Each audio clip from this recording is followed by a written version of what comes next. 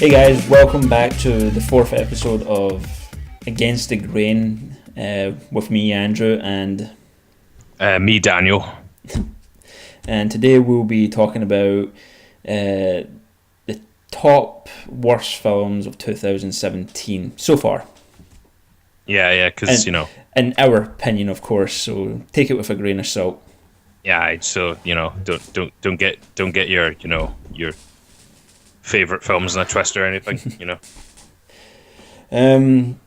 No, but we'll be just rhyming off films we feel have been either pointless or just bad or just there was no reason to make these kind of films.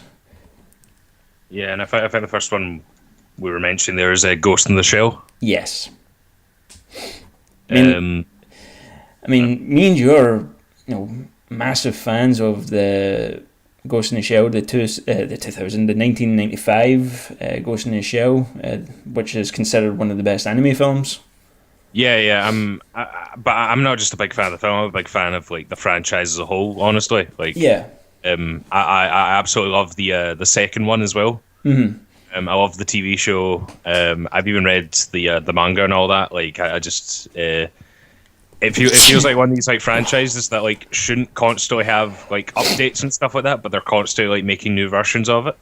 Yeah. So making a new big budget film maybe seemed like a good idea in theory, but the film just has way too many problems, and I think we could discuss that really. Yeah, there was literally no point to the film. Don't get me wrong. I mean, it would be interesting to see a proper, Ghost in the Shell that was truly based off the first film. Mm-hmm. But this is, Ghost in the Shell. I mean, it was visually stunning. In my opinion, it was technically it was the first anime film I ever watched was Ghost in the Shell because I heard massive things about it. Yeah. And to what I heard, it was kind of like the breakthrough into the Western world. This film was the breakthrough into it. Yeah, that and Akira. Yeah, Akira was amazing though. They want to make a live action version of that at some point. So. No, I hope they do it right. No, they won't. But rhyming off reasons why Ghost in the Shell, the 2017 version with Scarlett Johansson, failed, in my opinion, is because it had Scarlett Johansson as the main character. Well, no, don't get me wrong. I'm a fan of her as Black Widow and a lot of her films, but it's one of these things where, they take characters from popular mediums. I'll get into this a bit more, and they change, the ethnicity or whatever. Yeah, they change gender or race or something, Exactly, yeah. And this is one of those things where, Scarlett Johansson is this badass, female, this badass woman who can do technically anything, mm-hmm. and and this is the reason why they put her in it, because she's badass, she's smart, she's a fantastic actress.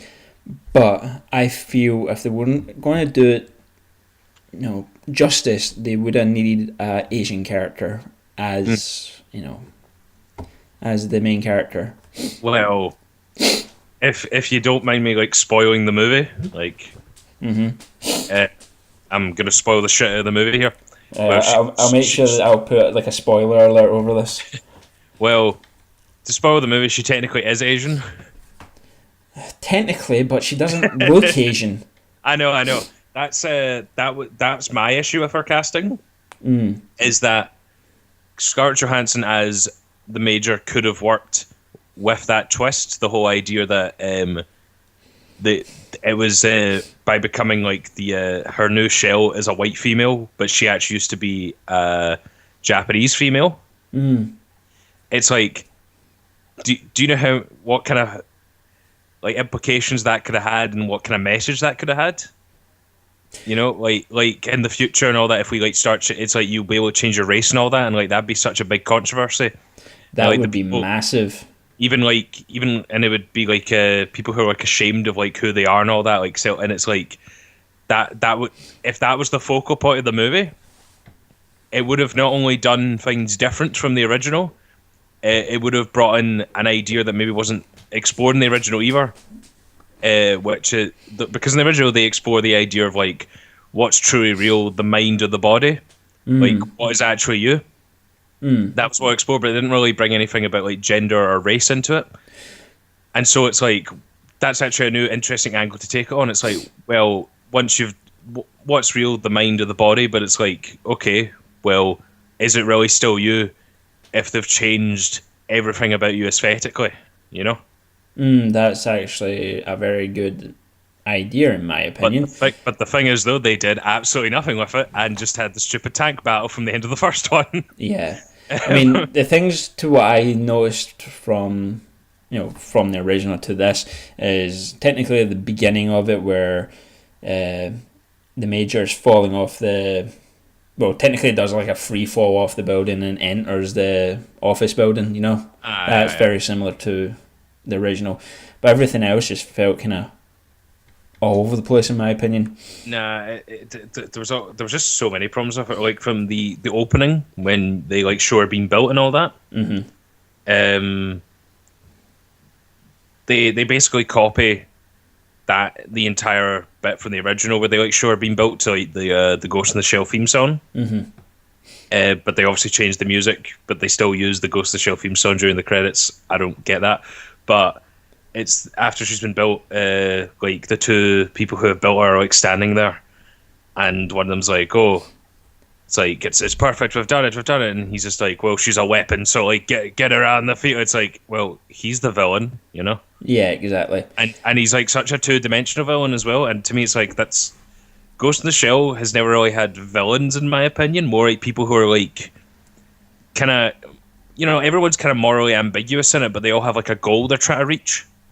Nobody's like evil in it, So even like the villain in the original, the Puppet Master, isn't evil. It's just like he's like this entity who has a goal in mind and he wants to achieve this goal, right? Yeah.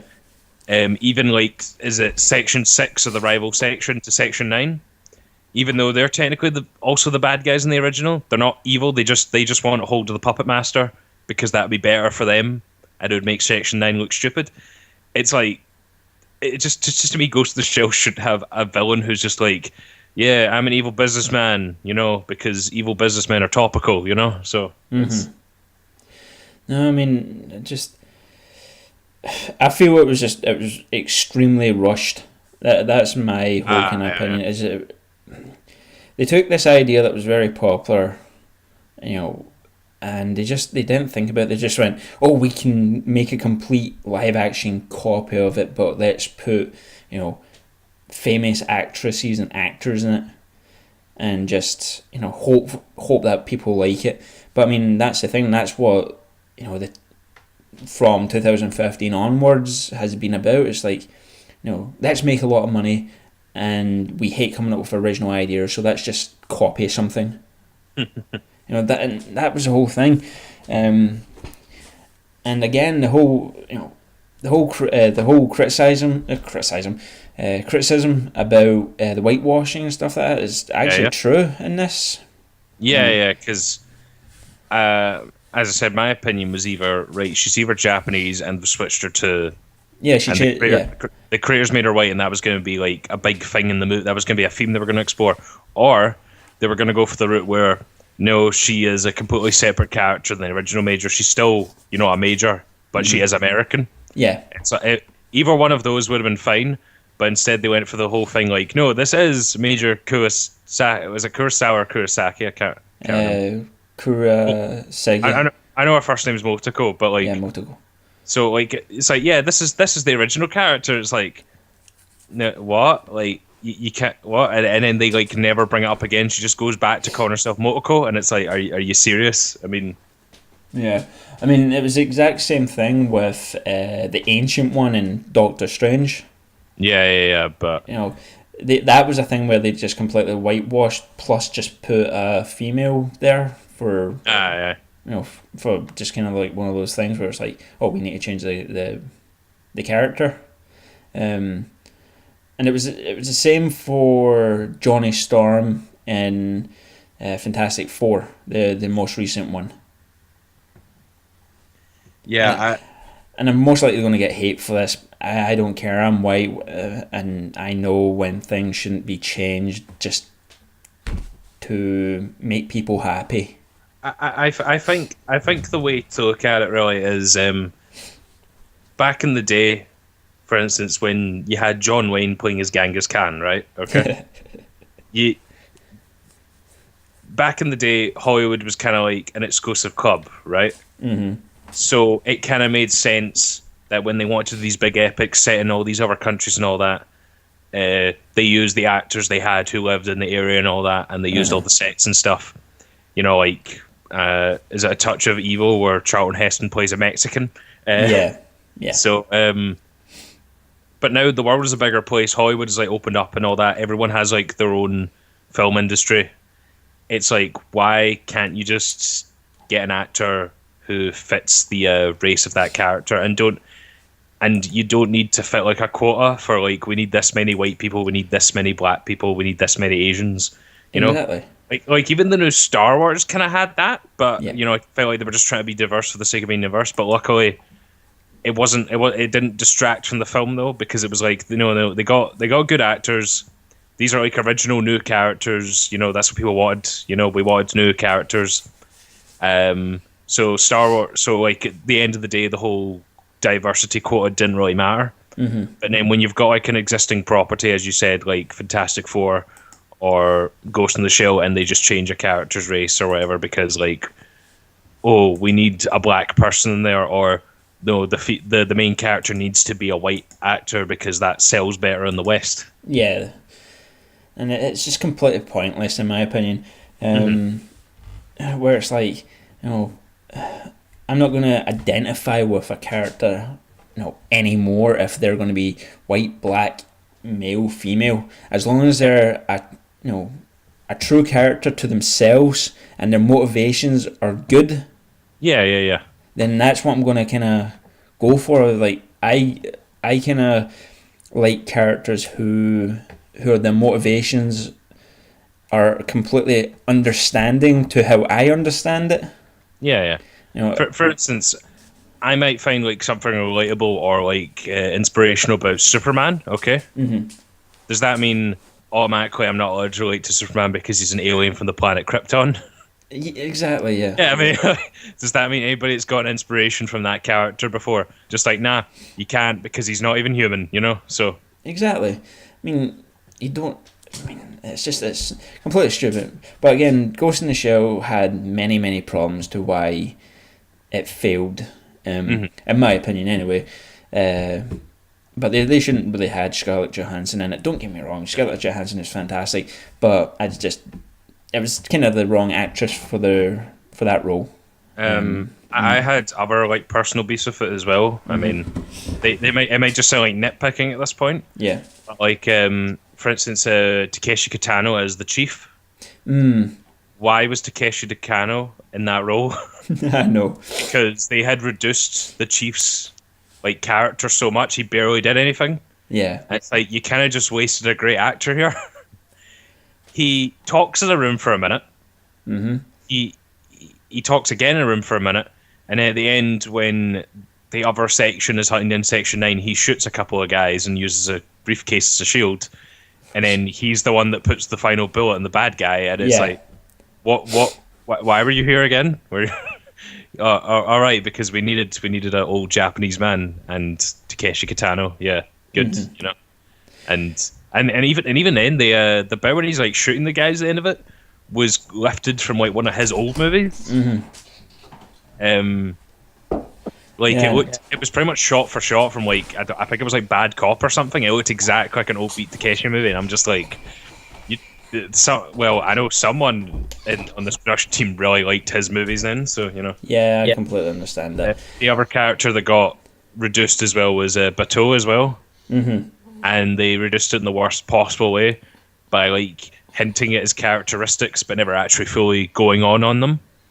For instance, when he's like feeding the stray dogs and all that, Yeah. like you could cut that scene completely out of the movie. Because it's nothing to do with anything. It's just to like tell the audience, "Hey guys, look, it's Bateau. He likes dogs. You remember that from the movie? Yeah, he loves dogs. You know." Exactly. Yeah. It's like so, and then he doesn't even get his robot eyes until like halfway through the film. I would say it's more like about 3/4 way through the film. Yeah, yeah. It takes ages for it to happen to the point where I actually kind of thought it wasn't going to happen. I was like, you know what?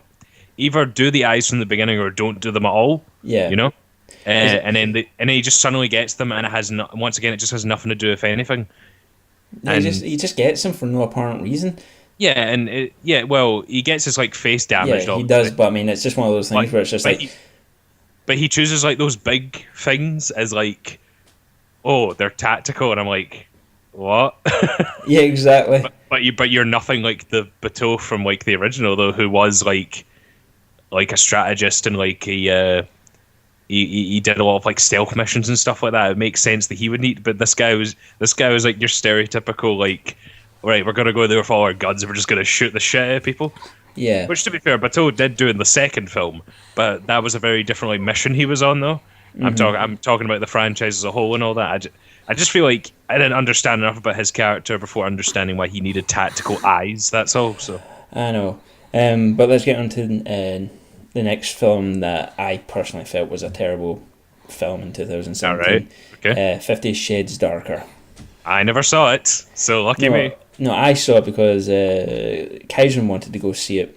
Because, right. We saw the first one in film, so we were like, let's go see the second one in film. And when I went in, I was like, right, okay, here it comes, completely pointless film about this erotic film. Well, it was on the book, but I mean, it was just like one of those things where like you're taking this popular concept that's in a book and just making it pointless now, because the only point I liked about the first one was when was near the end when it started getting more kind of serious between the two characters. Yeah. Then it just ends. And it's like, right, okay, so that just ended like that. Just ended. Yeah. When it was starting to get good between these two characters, so we're having this like moment. Yeah. Of like finding out about each other, but like loving each other, but can't be with each other, kind of thing. Yeah. And then it just ends. And I was kind of like, this is what's going to happen in the second one again, isn't it? That it's just going to leave it on a massive cliffhanger. Yeah. And I was completely right. It left it on a massive cliffhanger. And I've never read the books, so I don't know what's happening in the next one. Right. But at the end, you see, this journalist guy who's like at the beginning of the film, and he's this creepy journalist guy, and he tries to get on with, is it Annabelle? I thought her name was like Anastasia or something. Anastasia or whatever her name is. Yeah, is there any like Anastasia Steele or something? Yeah, something dumb like that. That is the worst name for a character since Cypher Rage and After Earth. Yeah, exactly. Yes. Justice Law. And the actor plays it really well. As this like really creepy, dude. You would imagine like him being real. It's just gross what he says. He's like, I can make you come, and it's like,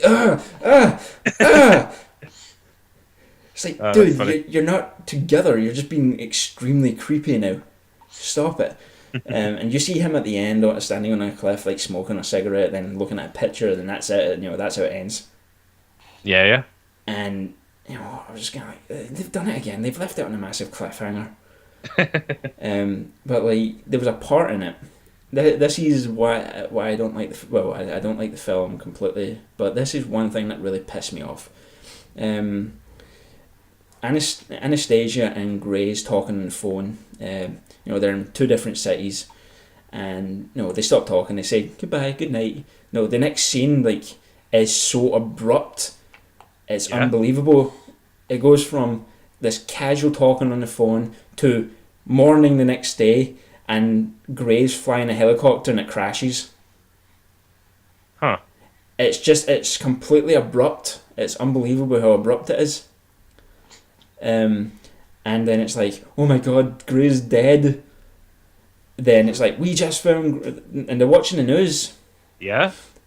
Anna Steele and the Gray's family are all sitting around watching the news in Gray's apartment, and then all of a sudden the news people are just like, no, we found Gray, and Gray just shows up at the apartment. And it's like, but the news people just said they just found you. Huh. That's... And it's like, wait, what? How? But I think you described that as best as possible, and even I'm just kind of like, what? I mean, yeah, that's what happens. It's like, the newscasters are like, okay, we don't know where he is. The search party is out there. Then just out of nowhere, it's just kind of like, we found Dorian Gray. Not Dorian Gray, whatever his fucking Dorian Gray. They go, we found him, we found Gray, and it's just, then it's just like, Gray shows up in the apartment within like 2 seconds. Oh my god, that's like that bit in The Simpsons of the soap opera. It's like, oh my god, father, I thought you were dead. I was. Yeah. That's what it feels like. No, I mean, just that whole part was just completely abrupt out of nowhere. It was just kind of like, that could have been edited so much better. It's just... He could have showed up like, on the news. It's probably like that because that was probably the way it was in the book as well. I've not read the book whatsoever. Well, it's just because from what I've heard, like there was a lot of production problems with the very first one. Apparently, the director, I can't remember her name, but she wanted to kind of take the material but do her own thing with it. Uh-huh. But apparently the author, she got like almost complete control over the entire film. Mm-hmm. So she kind of just had to do whatever the author told her to. And in my opinion, like if you're someone who's like strictly an author, mm-hmm. you shouldn't like obviously there's filmmakers who are authors and authors who end up becoming filmmakers and all that. But if you're like strictly an author and you've never really done anything with filmmaking, don't tell a filmmaker how to do their job. Exactly, yeah. Because how something appears in a book will not work in a film. So if she was the one that wrote down that like scene and all that, it might not have even been an editing problem. It might have just been like that's how she wanted the scene to be. Yeah.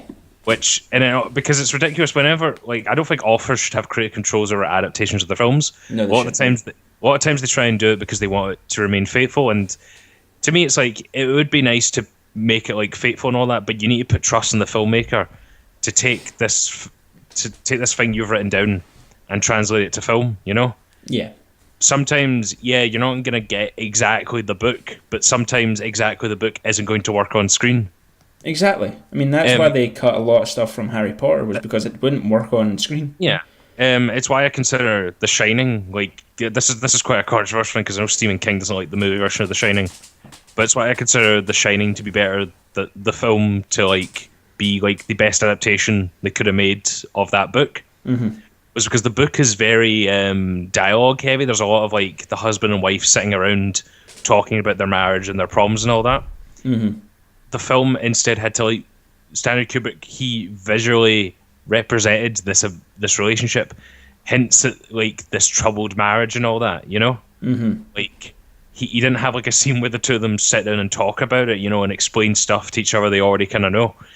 It's like you kind of get the sense that Jack already has this like kind of mad side about him, and he's trying to calm down a little, but the hotel's taking control. It's all coming up again and all that, because and it kind of puts you on the edge and all that. Whereas in the book, the whole thing about like taking its time and all that works better in the book because it's a book, Yeah. That is the one thing the book does do better than the film, which is Jack's character. Jack is a lot more developed in the book, whereas when you watch him in the film, he looks crazy from the get-go. But the way it's like visually represented and all that, it's like, yeah, I can see these two have had like trouble before and all that, and they've put themselves into this unfortunate situation where it's just going to get even worse, Mm-hmm. No, I'm reading a part here. You are completely correct about the director and the author having problems. Fought over almost every aspect of the production. The latter having been granted uncommon creative control when she signed over the rights to her book. Jesus Christ, that never goes well. Yeah. Never goes well. Mm-mm. No, because apparently the director, she wanted to like take the material and be like, right, I want to take the concept, but I want to make my own version of it, you know? Mm-hmm. The author was like, no, it needs to be exactly the ways in the book. They need to act like the characters in the book. Because there's a lot of stuff in the book I think could be deconstructed and all that about relationships and stuff. Yeah. That's the version of 50 Shades of Grey I'd like to see as a film. But the author is just the one who gets in the way, demanding, like, no, the film needs to be like the exact way I wrote it. And it's like, no. If people want that version, there's the book. The film version should at least be different in some kind of way, you know? Mm-hmm. No, I just remembered a line from it, and it's like, "I want you back. We can renegotiate terms," and it's like, this is a erotic love story, and you're saying this pish. Yeah, it's like, it's kind of hard to hold your suspension of disbelief at that point. Yeah. It's like, yes, this is how real people talk to one another, you know? Exactly. Like, and not unless, you know, Mr. Grey is like a robot or something. Like, maybe that would make sense that's what he'd say, but, I mean, from what I've seen and read about it, it's like, he's definitely not meant to be a robot, you know what I mean? Mm-hmm. He's meant to be this lustful, irresistible man-child, apparently. Also, the part where, Dorian's... Dorian, are we just going to call him that? Dorian. Like, not Dorian, it's Christian. Yeah. Christian. No, we're going to call him Dorian from now on, because that we've already created a more interesting book at that point. Yeah. Just put Dorian Gray in 50 Shades of Grey, yeah. So. No, but just there was one part in it where Anastasia is getting stalked by one of Gray's pets, from years ago. All right, okay. And like she ends up, I can't remember this girl's name. She's hardly even in the film. She's like, one of those characters who are just like off in the sideline. You see her in like a mirror or like a reflection on a shop window kind of thing. Right. And she doesn't show up until until Anastasia goes back to her apartment, and she's like, "I'm going to kill you because you have Grey. You can't change him. I've tried." And then Grey just walks in and literally just makes her submit. And it's like, Grey, what the hell have you done to these women? Yeah. Also, from the way she's talking and all that, like, it sounds more like she hates Grey than she hates Anastasia. She does, but she. So why not kill Grey? That'd be more interesting. I know, just it's so bad. Now she's not even a threat because it turns out she's still submissive to him. So. No, it just makes me think it's just like, he's just he's just an arsehole. He's completely like broken many women, like emotionally and physically. What an arsehole. Yeah, he's clearly an abuser, so exactly. I think that's actually one of the things the original director wanted to explore, is the relationship really abusive and all that, but the author was just like, no, it needs to be like a love story, and it's like, isn't really a love story when you really look at it, Exactly. If that's that woman's idea of love, that's kind of scary, and the fact that many people think it's a story about love as well is also kind of fucked up. So yeah, here's a part someone's written. Christian Grey again arrives to save the day. He commands the stalker to kneel, and when she obeys, he puts his hand on her head as one might on a disobedient dog. He orders Anna to go to his apartment. It's like, what a dick Christian Grey is.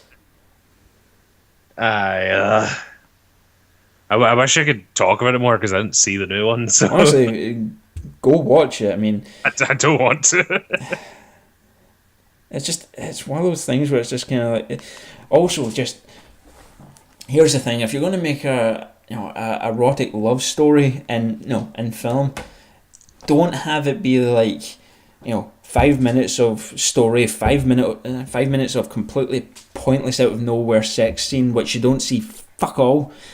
Then another 5 minutes of story, then another 5 minutes of completely pointless sex scenes, then 10 minutes of complete nonsense story.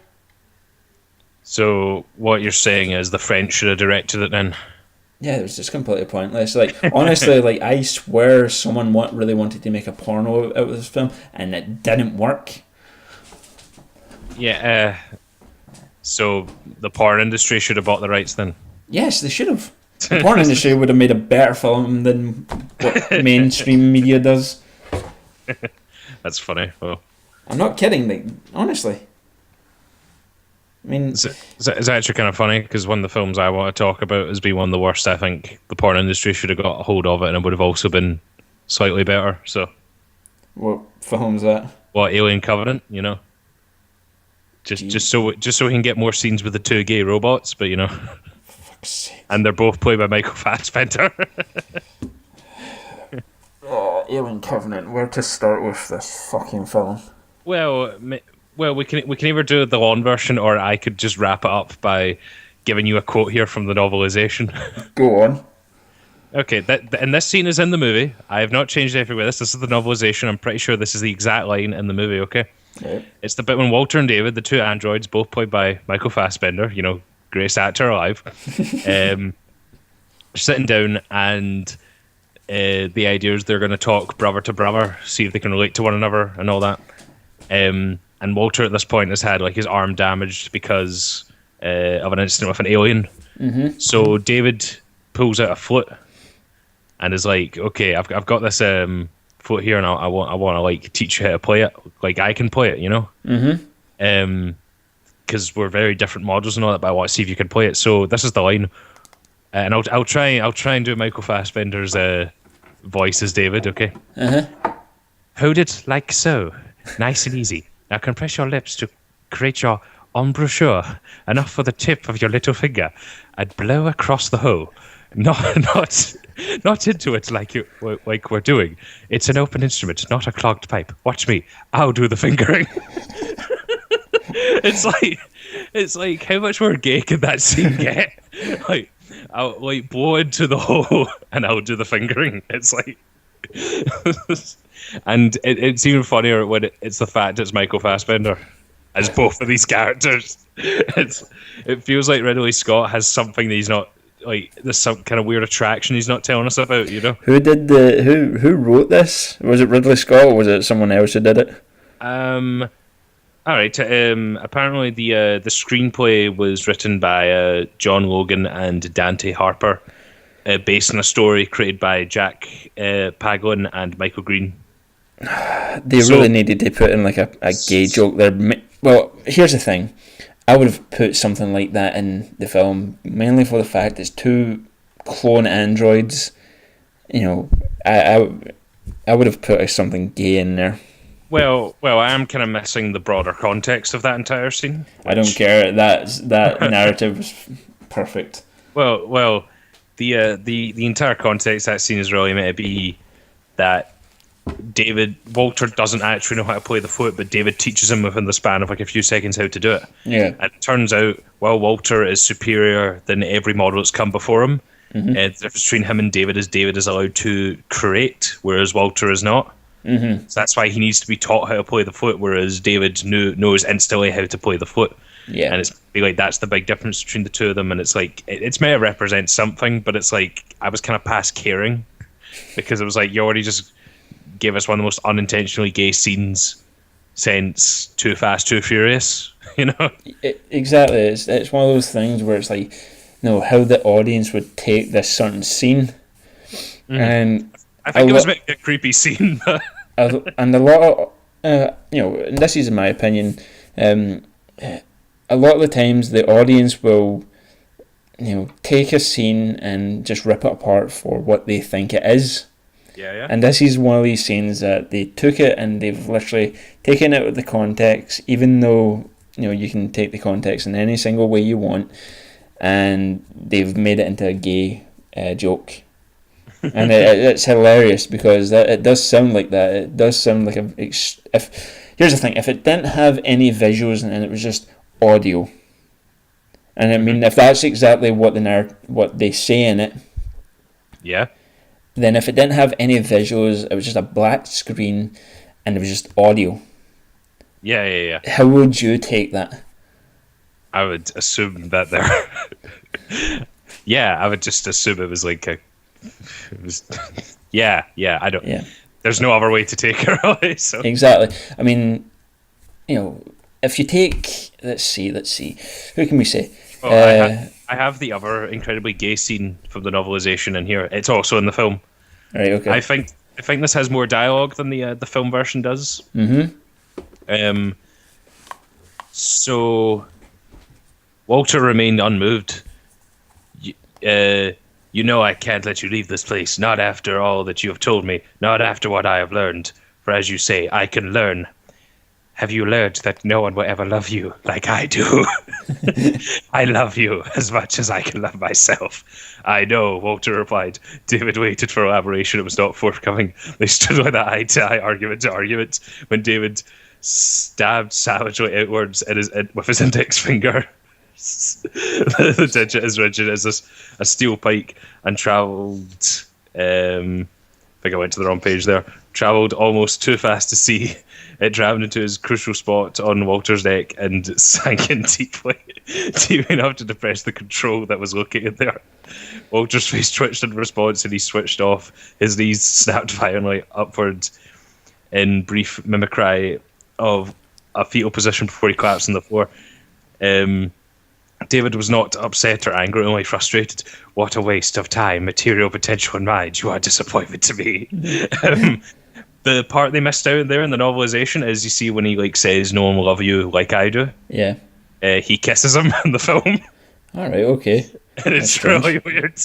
Yeah, to the point where Walter's standing there while David's trying to make out with him, and he's just looking confused. What are you doing? I mean, it's just one of those things of how you take the narrative kind of thing. And then they have a kung fu fight after that, so it's a great film. So.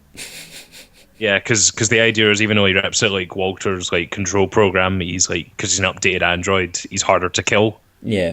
So he comes back and they have a fight, and it's I don't even need to describe any of the other bad scenes after that. I think that kind of I've not even talked about any aliens when talking about this alien film. Well, in my opinion, the aliens was terrible. Simple as that. The alien was terrible. The CGI was some of the fakest looking I've seen ages, actually. So exactly. I mean, let's see, the mad thing the alien that pops out the guy's back. I mean, that was just kind of what? Well. To be fair, that was maybe I guess a good way of describing it is this uncompressed alien. As in it wasn't designed properly. It was basically the alien DNA got into the guy, and it used his inside to become a creature. Mm-hmm. It wasn't properly shaped, whereas the actual alien there was it's like an egg. It's like a proper creature inside of it and all that. Mm-hmm. Whereas that guy just got a bit of of the DNA inside. The other guy as well, when the alien jumps out of his throat as well. So yeah, they're not programmed to design to come out of the chest. They'll just pop out of anywhere they can. Nah, but it was just also the dust. I mean, the black dust I hate. I thought it was a bad idea. Yeah, the is kind of stupid how they go down to this planet they know nothing about, weren't even planning to go to, and nobody's wearing a helmet. Yeah, no one's wearing a gas mask or anything like that. Even in Prometheus, they wore helmets. Exactly. Yeah, the one guy took his off, but he still had one. Exactly. It's not like he chucked it away. He was he was still kind of holding on to it. He just wanted to test the air was breathable. It wasn't oh, I'm going to take this off. It'd be if the bit when the alien snake goes up to the guy and breaks his arm. It'd be if before interacting with that, the guy took his helmet off, just so he could speak to it. It's no, if you were going into an alien planet, even if you found out the air was breathable before landing, you'd wear some kind of head protection because you don't know exactly what is like jumping around down there, you know? No, but I mean, I don't know what to even say about it. Just, I mean, I thought this was going to be like a prequel, no, not a prequel, a sequel to Prometheus, even though it technically was. Yes, it was a sequel to Prometheus in some way, but you know. I mean, it was just. I mean, Shaw. I really wanted to see what would happen to Shaw, but you never saw what happened to Shaw. You just got the kind of like these glimpses of, what happened to her. But what happened to her was not what should have happened to her. So exactly. I mean, because the Prometheus kind of ends with, next time we'll see how her character and story progress, and she's kind of just brought David along for the ride because she needs someone to pilot the ship. Yeah. And Alien Covenant's like, no, fuck that. David's the main character now, and it's like, why? Also, the freaking part where, is this in the film? Because I saw it on YouTube where David kills the engineers. Yes, he kills the engineers. Yes, he does. And it's just like, where the hell did this come from?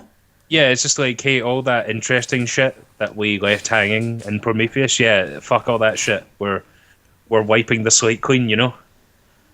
No, they didn't just wipe the slate clean. They just completely destroyed the engineers out of nowhere. Like, do you know all they had to do? This is all they had to do. The planet that he's on is just some planet David crashed on. Okay. The engineers do not need to be from this planet. Okay. The only thing we can just have David say, "I never found the engineers, and I doubt anyone ever will," and then we don't need to talk about them ever again. If that's how you want to deal with it. Exactly. I mean, instead, just like, get rid of them. So. I mean, it's just like, oh, we showed up on this planet, and David decided on killing every single one of them. What was the motivation for him to do that? His motivation, I think, is that he's a confused android. Yeah, a confused android who just wipes out an entire race. Well done. No, because David's character is that he hates life, and he hates anyone that thinks they're above. You know, I think the idea was meant to be like he wants revenge against humanity, but he can't exactly take revenge against humanity because they were the ones that created him. So instead, he took revenge on the ones who created humanity. For fuck's sake! But it still doesn't make any sense because it's like he kills all the engineers, but it's like, are you telling me the engineers, this ancient race which is older than possibly any other race in this entire universe, were all just huddled in this one city together?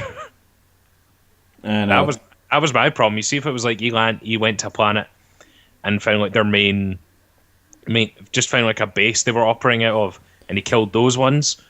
Fine, okay, but the film makes it like, no, he killed every single one of them. It's like there was like 20 of them. What? That? I know, it's so bad. Just he wipes out this advanced race in seconds, and it's just And I shook my head because it was like, I really wanted to see where the more about the engineers. I really did. Yeah, and it's just not gonna happen. I was hoping that, like, you know how like the engineers and all that, they're like a very powerful race, like not just like in the things they've done throughout the galaxy and universe and all that, but also like just the way they're like uber humans basically. Yeah. I always thought like if they like find a way to like pull the like predators back into like the alien universe, I would have loved to seen like a engineer like getting hunted by the predator, see if it has like any advantage on the predator or anything. Like maybe they consider like engineers to be higher prey than like humans, you know. And I mean, that would be a good reason for why the engineers to create something like the xenomorphs actually to take on the predator. That it would have connected everything a bit. I know Ridley Scott doesn't like the idea of the predator and the alien being in the same universe, but to me it's like Predator 2 even if you ignore Alien versus Predator, Predator 2 had the alien skull in it. To me, it's like just accept that they're kind of in the same universe, you know? Exactly. Just completely accept it. I mean, you don't need to have the Predators like turn up in every single Alien film, but there's nothing wrong with like dropping hints and all that. That like this is a bigger universe than just the Alien. You know, it Exactly. I makes mean, things interesting. So exactly. I mean, I really like the idea that Alien versus Predator is completely exact same universe. Honestly, I love that idea. Um, but I mean, that's the thing. I think it was last year I heard that the Alien and Predator universe was actually canon. Then they made the Alien, well, this Alien, and then just it went out the window. It went completely out the window. Because you know how in like AVP where it was Predators that actually made the aliens.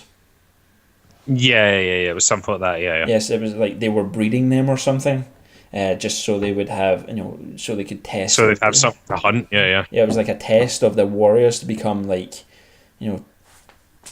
top command kind of thing. Yeah.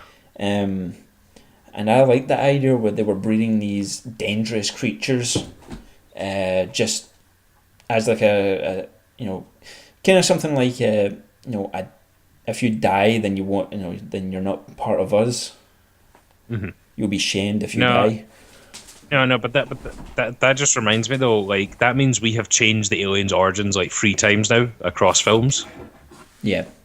According to Alien vs Predator, the Predators kind of did it.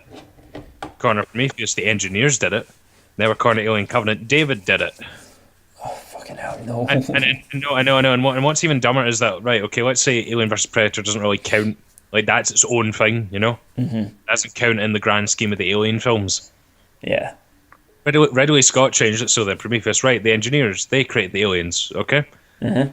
So why did he, in the sequel that he directed himself, change that so that it was David that does it? There's even like statues and like drawings of the xenomorph on the engineer's ship in Prometheus. To me, it's like, okay, they quite clearly did it. None of them are going to show up because Prometheus was kind of doing its own thing. But then all of a sudden, it's just like, no, David created them, and now, we got aliens everywhere because fuck making another interesting original movie, So, I know. But it wasn't an interesting film, it was a terrible film. well, I mean, just like if there's one thing the Alien Covenant is going to do, it's going to make us all realize how we probably should have appreciated Prometheus a bit more. Yeah, exactly. Because in sight, I'm like, Prometheus actually was pretty good.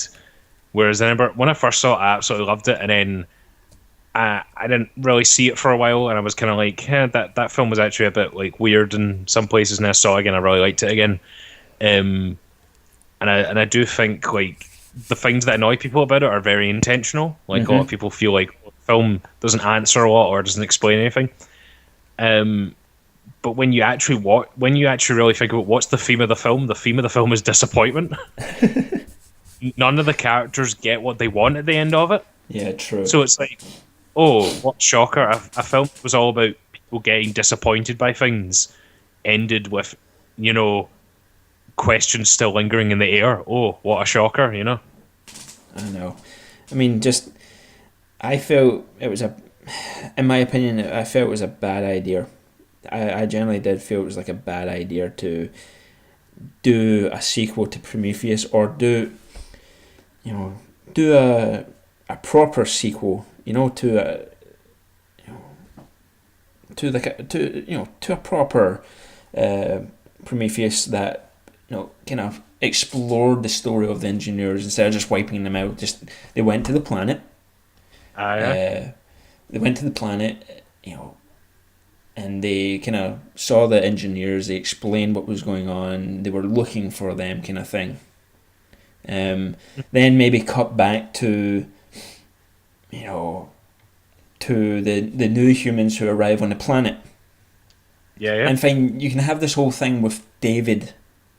Just have this whole thing with David. Him killing the engineers off, but instead of just arriving at the planet, killing them off straight away, have this whole thing where it's like they arrive on the planet, they meet the engineers, and David is completely just you're not exactly what I thought you were going to be. Mm-hmm. And because of this, he kills him. Because his thought process of what the engineers are, like these creators, Yeah. aren't what he thought they were. And he just kills him. Yeah. Because they're not what he thought they were going to be. He thought he was meeting a god, but they weren't gods in his opinion, so he killed them. It's just, yeah. So this would kind of lead on to, the next humans and only finding David. Mm-hmm. Yeah. Have David, create the xenomorphs, but not these little fucking creatures that pop out the back. No. Here's how they should have done it. I think it should have been like the engineers created the xenomorphs. Yeah. But David is the one who weaponizes them. Yes, yeah, I completely agree with that. It should have been like they had this planet full of like this dangerous creature and all that. But David's the one who figures out how to put them in like eggs, and their first like form is like this thing that attaches to faces and all that. And like he creates the facehugger so it can be basically attached to any like kind of creature and all that. Yeah. And then from there, that like egg that gets implanted, he also weaponized that part as well, so it can adapt to any creature. It's why, like, for instance, an Alien Free, it's the dog it comes out of, so it has more animal like qualities to it. It takes its DNA. Yeah. So, or in like the expanded Alien like lore and all that, like you get like these aliens that like come out of like birds and stuff, or at least I think it's birds because they have wings and stuff. Mm-hmm. It's like that would have been interesting. Have him be the one that like maybe he finds an alien, but he weaponizes it, and that explains why they're set up like weapons and all that. Yeah, exactly. Yeah, I completely agree with that one. But instead, Ridley Scott was just like, no, he's the be all and end all creator of the xenomorph. Forget everything I said in Prometheus, Exactly. Yes. And I kind of get what he was going for. It's like the xenomorph could have only been created by someone who completely reviles life, but has this desire to create it himself. Uh-huh. But my issue with that is, okay, if that's the angle you wanted to go for, why did we have all that stuff in Prometheus then? I don't know. Why not just have that be the plot from the get-go about like a weird android who has all these problems? Mm-hmm. But it's like you're retconning something in the very next movie. Mm-hmm. Why couldn't it have been an engineer that lost his mind who hates all life but wants to create it or something like that, because engineers as a race just have a desire to create things, but he creates like a creature to wipe out all life. It's it's just one of those things. But seeing as we've been recording for an hour, we should bring this episode to an end. But I'm going to leave this on this topic. If they're going to make another Aliens film, please make a sequel to Aliens. I want to see. No, I really want to see a proper sequel to Aliens where it's years after Aliens and it's an older Ripley and an older Hicks. No, I don't want that. No. Really? No, because I like Alien Free. So. But Alien.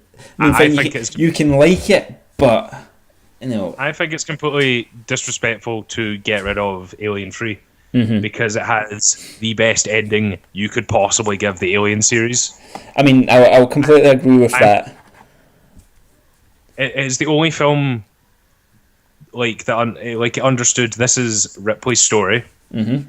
Any side character should be expendable, because I know what people think, like Hicks and Newton, Bishop and all. It's like, no. She's the main character. Everyone else is expendable. This is a dark universe. This is between her and the alien and all that. Mm-hmm. Yeah, who cares if you like these people? This is Alien, Yeah. It's meant to be, and and people say, oh, that Alien Free's so depressing and all. It's like, yeah, because it's not. That's the intention. To the point where even the characters that get introduced in that film, like Charles Dance's character, he like explains like his entire backstory. He's a really interesting character. Charles Dance like plays him fantastically, and then he's just unceremoniously killed off, like not even halfway through the film all of a sudden, and it's like, because that's the alien, it doesn't give a shit that he has been developed and could potentially be main character. No, to the alien, he is expendable. Get rid of him, and everyone else is treated like that as well. Yeah, I completely agree with that. And it ends on a completely poignant note with Ripley sacrificing herself, taking the alien with her. Like, the only way for this thing to not exist anymore is for me to not exist. It's like, I'm taking you with me and all that. Yeah. And it's like, that is the perfect way to end that series. It was her story. Now it's over. As much as people think it's about the alien, no, it was about Ripley. And to me, it's like, that's how you end it, you know? Doing Alien 5 that ignores all that and has her and Hicks going to, it's like, you'd be making an Aliens fan film. You would basically just be like, right, I'm gonna make Aliens but worse.